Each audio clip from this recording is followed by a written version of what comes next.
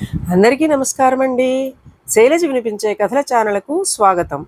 ఈరోజు మనం బి పురుషోత్తం గారు రచించిన వంక వాత అనే కథ విందాం. ఈ కథ నవంబర్ 2012 చందమామలో ప్రచురింపబడింది. పూర్వం దత్తపురంలో విపులుడనే యువకుడు ప్రతి చిన్న విషయానికి వంకలెడుతూ అందరినీ వేధిస్తుంటే ఆ దేవుడే వీడికి సరైన గుణపాఠం నేర్పాలని అందరూ మొక్కుకునేవారు.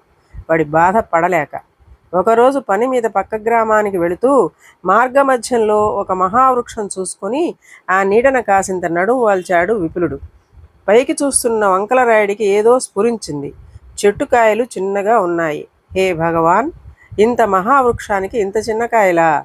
చెట్టుకు తగ్గ కాయలు ఉండద్దు, ఇదేం ఇంత సృష్టి అన్నాడు. ఇంతలో అశరీరవాణి పలికింది. విపులా, నీ సందేహం తీరుస్తాను, ఇప్పుడు చూడు అంది. ఆశ్చర్యంగా చెట్టుకాయలు పెద్దవైపోయాయి.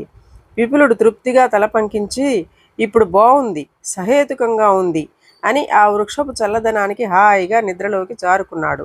మంచి నిద్రలో ఉండగా అతని మీద దబేలున ఏదో పడింది.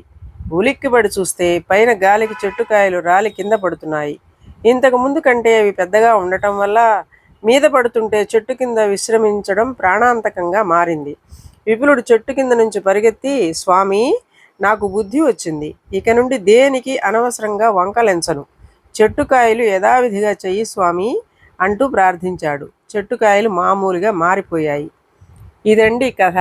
ఈ కథ మీకు నచ్చినట్లయితే లైక్ చేయండి, షేర్ చేయండి, కామెంట్ చేయండి, సబ్స్క్రైబ్ చేసుకొని నన్ను ఎంకరేజ్ చేయండి. నమస్కారం అండి.